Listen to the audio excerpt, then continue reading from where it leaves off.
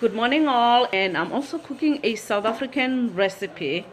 It's not a recipe, it's just a staple, South African staple, almost similar Just to get the wire.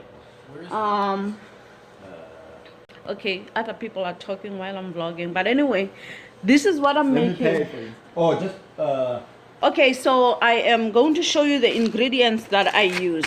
Okay, so this is what I use to cook. This is called Umngqusho, or stemmed mielies, or stemmed corn. Basically, and you cook it at the same time with pinto beans. So you get this is corn, okay, dried up corn. But here's the corn and beans, and I'm just gonna wash it out and then put, like, because I use 2 packets of each, I'm gonna put the water up to here, and it's going to rise all the way until up to here, like up to here in the pot. I want to put the water there, and basically you just boil it, and you put stock. Like, you can boil it with stock if you want, but what I usually do, I just pour water and I put, you can go ahead too. I just boil it with water, pour stock in it, and then I'll put all my herbs like parsley. You're almost making like a soup, and you'll see when it's done. Parsley, like you put a beef stock, by the way, or chicken stock if you prefer, and you put like for one packet, which is this, I usually put 4 beef stocks, and like the small ones, the bouillons, small ones, and then I put like all-purpose spice, and I put like a ton of herbs. Rosemary goes well with that, oregano, parsley, and maybe a little bit of basil, because you don't want it to be sweet, you want it to be savory. So the first water that I put in, I just use it to wash the starch out. Sorry, let me have the camera this way. So I'm just washing the starch out, and then I'm going to drain this first, go with the water, and then I'll put back again the water all the way to here, and when it's fully cooked, it's going to rise all the way here. Okay, so here's the beef bouillon. I'm going to put 4 of these guys.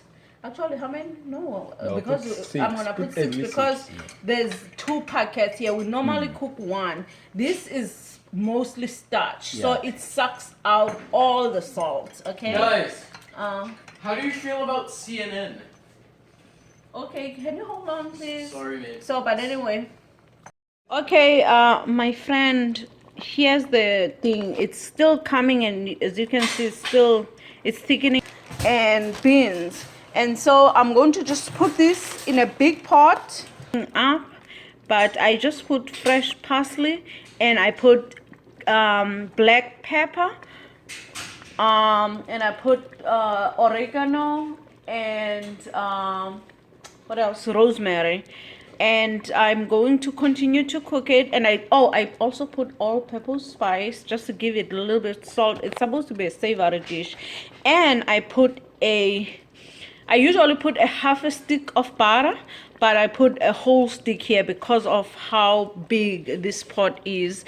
But there it is. It's coming along nicely, and it should be done in a few hours. And also I am cooking it on medium low, so it doesn't burn. My pot actually burns. You can cook it at medium, but this pot is just the worst in terms of burning stuff. So because this is not yet fully cooked, I've been cooking it now for at least, I would say, maybe 1.5 hours. But because this is not fully cooked, I'm gonna put more water. The goal here is to cook this with water, and so that it can soften. You will know that it's cooked when the beans have completely opened, like cut in half. Then you know that it's fully cooked at that point.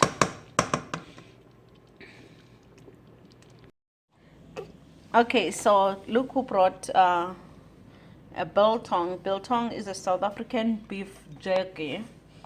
Okay, my friend, here is the dish. It is done, and it is ready to eat. I hope you try this and you enjoy it. Musha. Okay, that's enough. Hi all, I hope you guys had a wonderful Thanksgiving. I decided to make this video during Thanksgiving for my friend Richard.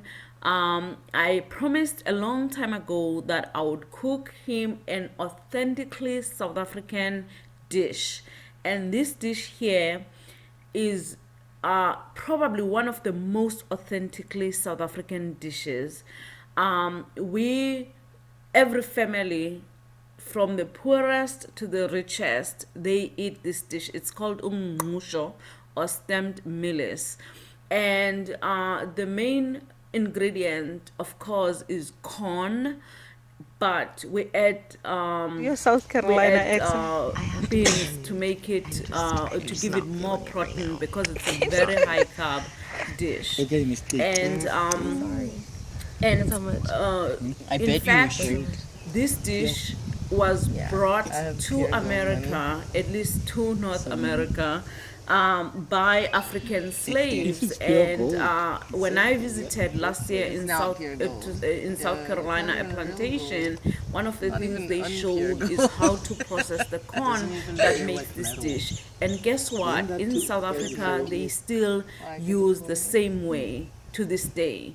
Like, families can produce this dish from the start. This dish can be made, it's vegetarian to begin with, but it can be made more like it can apply to a lot of people. Come on, if you just add meat if you want to, but beans are enough protein for it.